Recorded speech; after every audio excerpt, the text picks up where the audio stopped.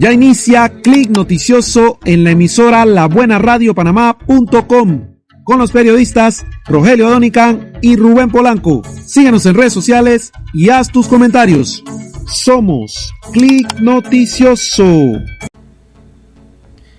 ¿Qué tal, mis amigos? Buenos días a ustedes, los oyentes de esta su emisora digital labuenaradiopanamá.com. Hoy miércoles 30 de junio de 2021 para llevarles a ustedes una emisión más de su programa Clic Noticioso Radio, porque recuerden, aquí le damos clic a todo lo que hace noticia. En esta ocasión nos acompaña un invitado especial, el licenciado Ibrahim Asbat, abogado de profesión, experto en trámites y temas marítimos y portuarios, junto a mi colega, como de costumbre, de Clic Noticioso, Rogelio Donican. Vamos a estar abordando el tema de hace unas semanas, la ampliación del contrato a la empresa Panama Port Company por parte del gobierno. Una extensión de un contrato que ha generado mucha controversia. El licenciado, principalmente, y para entrar de inmediato en materia informativa, se cuestiona mucho la extensión del contrato, no solo por la extensión del contrato en sí, sino por los beneficios que aporta la empresa Panama Port al Estado panameño versus los beneficios que va a tener esta empresa privada que ya viene con este contrato o trabajando con el Estado desde finales de los 90, se puede decir. Sus comentarios al respecto, licenciado Asbat. Bueno, entendamos que casi que la mayoría de las críticas que ha recibido Panama Port se debe a la manera como ha administrado, manejado su tema de su concesión original, que fue otorgada en el año 1997 durante un proceso de privatización, en donde hubo una licitación y se establecieron ciertos términos económicos que luego de haberse otorgado y que haber ofertado una mejor propuesta económica que los otros competidores en su momento, maniobró para lograr cambiar esos términos durante el gobierno de Mireya Moscoso y logró lo que se denomina una especie de equiparación, es decir, ajustando su contrato de concesión a los mismos términos en que se les había otorgado a todas esas otras concesiones portuarias creadas desde cero, es decir, con las que fueron beneficiadas Manzanillo International Port, puerto de Singapur y el puerto, el puerto de Singapur en esa época no existía, pero el puerto de contenedores de Evergreen. Entonces, con esa equiparación, se ponían los tres en igualdad de condiciones, sin tomar en consideración que a Panamá Port se le habían otorgado dos puertos ya existentes, puertos que habían existido desde la época de la construcción del Canal de Panamá, y que ellos recibían, pues, no un puerto que tuviesen un espacio que tuvieran que rellenar, sino un puerto ya constituido, entregado, y sobre esa base todos los otros oferentes ofertaron igual que él. Sin embargo, a través de una maniobra política, lograron cambiar esos términos y generó desde ese momento una gran discusión nacional y un sinsabor que le quedó al pueblo panameño de que esta empresa en alguna forma había obviado la propuesta económica que presentó y le jugó vivo al país, pues. En otras palabras, básicamente fue interpretado como una actitud de juega vivo, lo que no disgustó mucho a la población. Ahora que corresponde, además de eso, el Estado panameño en esa concesión tenía el derecho al 10% de las acciones. Esta empresa ha evitado pagar dividendos por todo el periodo de la concesión, solamente lo pagó en un año y creo que le pagó $1 millón solamente, y ese ha sido otro de los objetivos. ¿Cómo es posible que una empresa que ha tenido sustanciales ganancias a través de los años, a través de los 25 años que ha explotado esta concesión, no se haya dignado en distribuir dividendos a sus accionistas, especialmente al Estado panameño? El otro tema también de discusión ha sido la ausencia de transparencia en esta concesión, en donde el Estado panameño no ha tenido información sobre los estados auditados para poder determinar exactamente cuál es su condición accionaria y cuáles son sus derechos como accionista minoritario. Entonces, todos estos factores se han unido ahora, en donde quizás la percepción del país era de que una vez finiquitado este contrato pues iba a terminar el sinsabor y se iba a llamar a una nueva licitación para ser otorgado pues a quien hiciera una mejor propuesta, cosa que no hizo este gobierno, sino que básicamente diseñó toda una estrategia en cierta manera para ir paliando un poco los efectos negativos que tenía esta empresa y llegar a un acuerdo de tipo económico. El primer hecho significativo fue ese manto protector que le dio la Contraloría General de la Nación, aduciendo que todo lo que había hecho esta empresa a través de los 25 años estaba de conformidad con su contrato y que aquí no había nada que discutir por parte del Estado panameño. Luego de eso, pues entonces vino la discusión de la concesión y llamó mucho la atención, pues cosas que la total falta de transparencia en el sentido de que cómo es posible que una empresa que esté negociando con el Estado le haya entregado una suma cuantiosa de millones de dólares al Estado en forma adelantada cuando no tenía ni siquiera la obligación de darla. Entonces era porque consideraba la prórroga como un hecho consumido o pareciera ser que ya lo consideraba un hecho consumido, por eso entregó y adelantó una suma de dinero mucho antes de que se llegara a un acuerdo entre las partes. Entonces todos estos son factores que han tenido una incidencia en el resultado.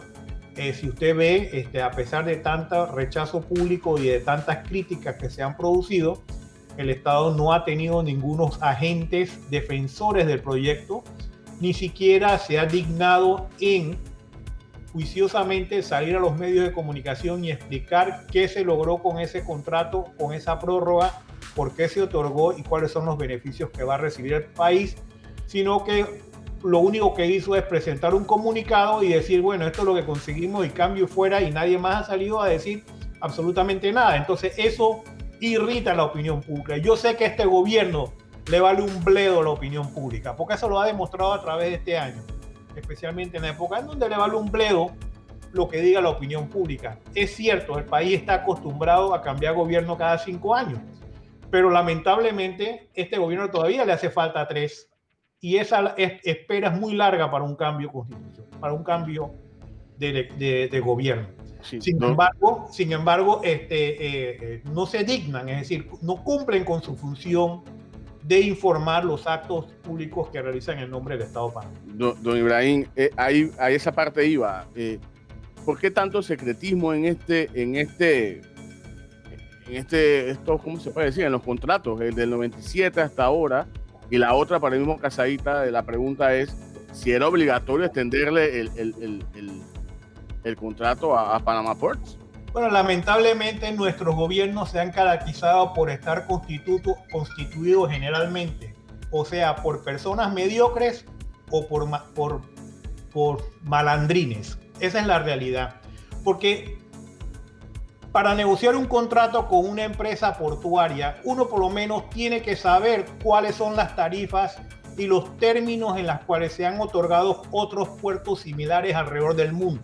Uno no se sienta a negociar sin saber cuál es la estructura tarifaria, la estructura de compensación que los demás países del mundo le ofrecen a los puertos que están ubicados en posiciones estratégicas.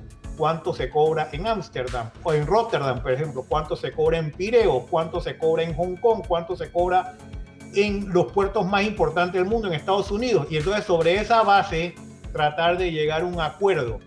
Pero aquí pareciera ser que eso es irrelevante. Lo mismo ha pasado y lo está pasando, me imagino que va a pasar con la negociación ahora de un contrato con Minera Panamá, en donde las personas que negocian estos contratos no tienen ni siquiera idea de qué negociar en una mesa y cuáles son los términos generalmente que se han otorgado en otras jurisdicciones cuando se han explotado minas, por ejemplo, de cobre de ese nivel. Entonces ahí está una pregunta. O somos mediocres o somos ¿qué? ¿Qué fue lo que dije antes?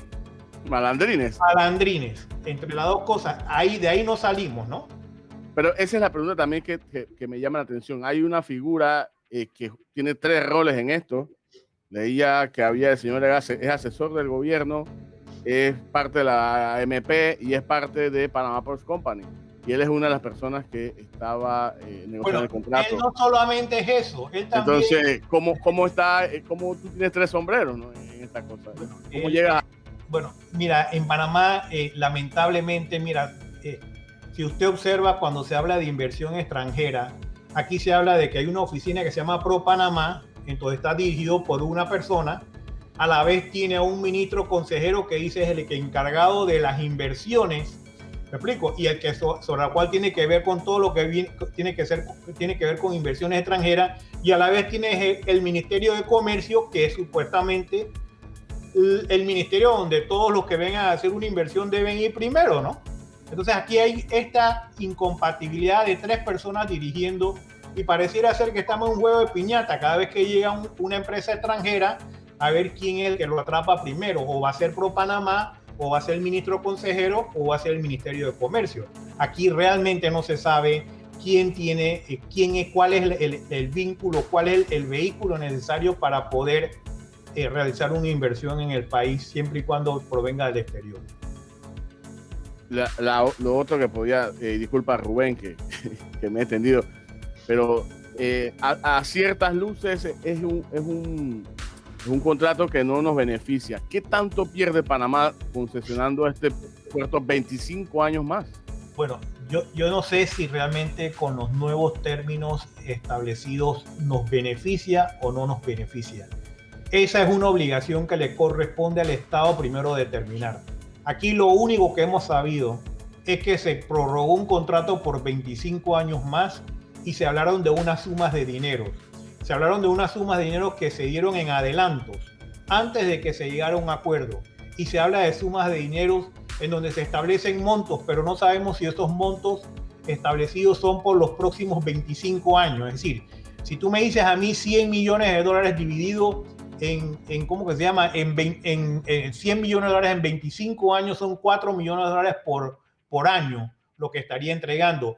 Yo realmente no sé si esos 4 millones es la cifra exacta o es la cifra razonable que debería recibir el Estado panameño por haber dado una concesión, especialmente en un punto tan estratégico, dos puntos estratégicos como son los puertos de Cristóbal y Balboa, que están en la entrada del Canal de Panamá. Precisamente eso, ¿cómo saber eso? Porque usted habla, no pagaban los dividendos del 10% que tocaban del contrato anterior. Ahora se renueva pero antes de renovarse se hace un pago. ¿Ese pago a qué corresponde? ¿Corresponde a los pagos que dejaron de realizar en el contrato anterior o corresponde a los pagos que van a hacer a futuro?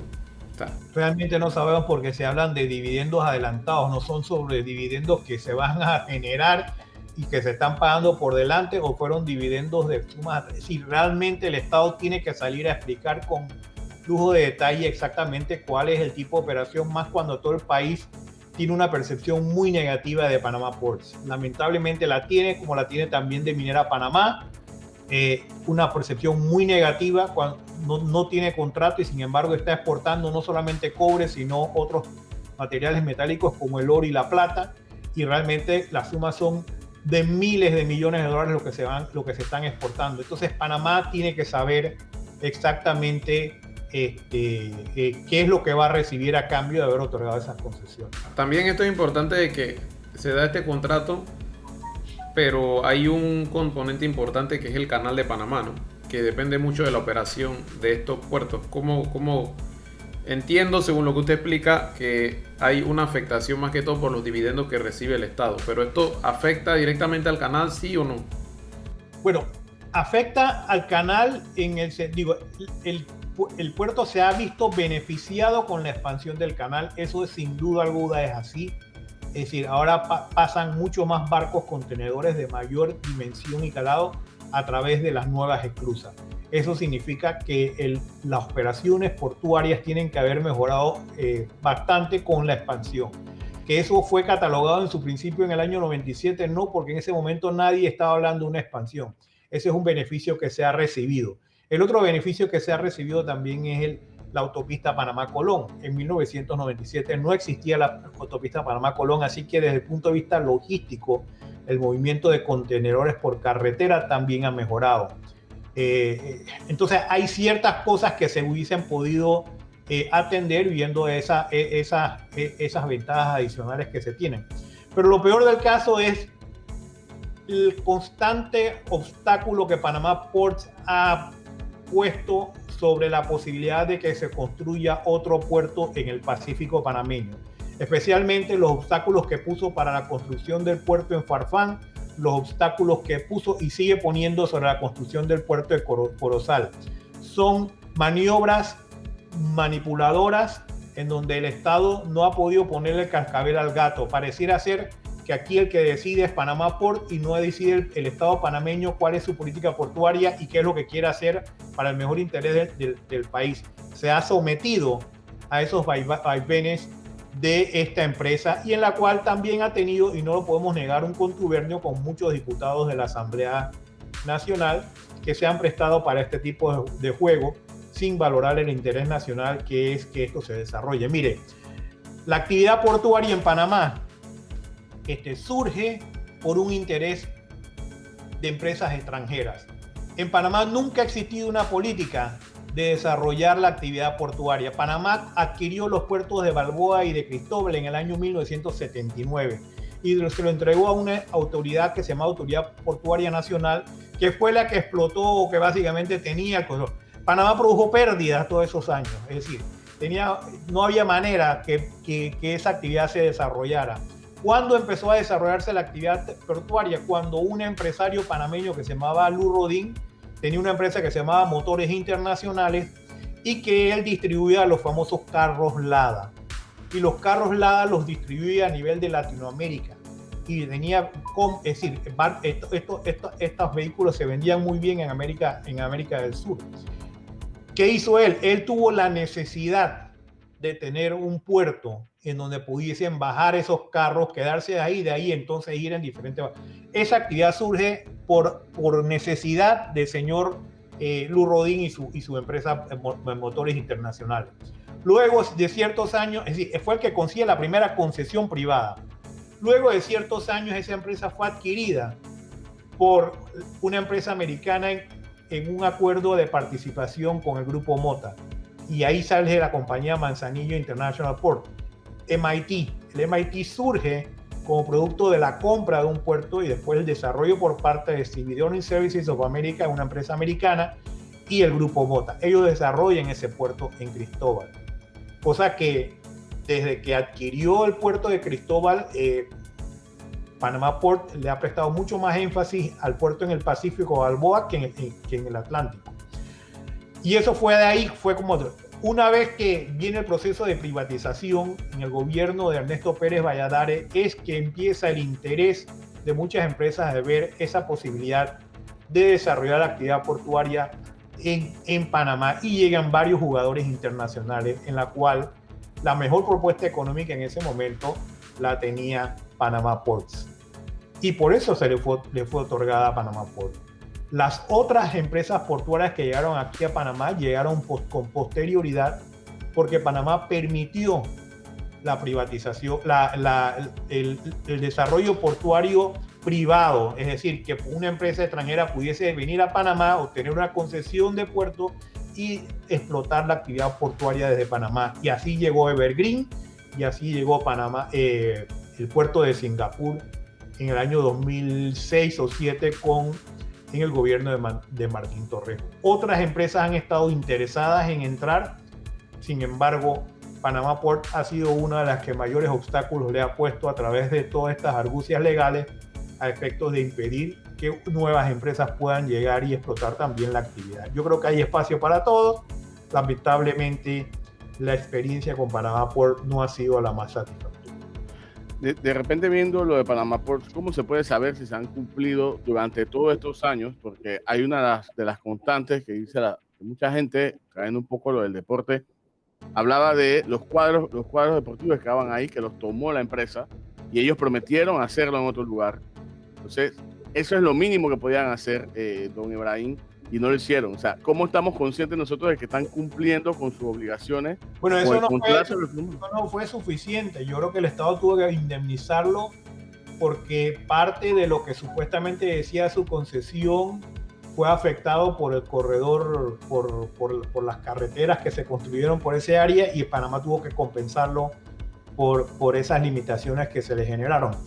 Pero ¿qué te puedo decir?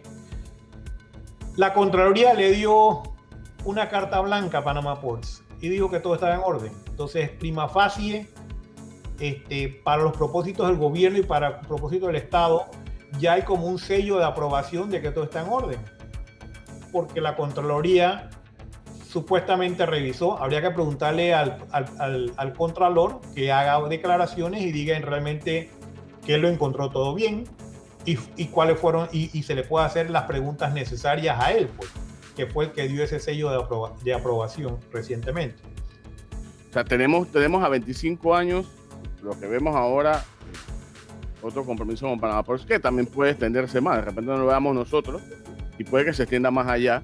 Y lo otro que tenía pensado era, la empresa Panama Ports es una empresa china, ¿verdad?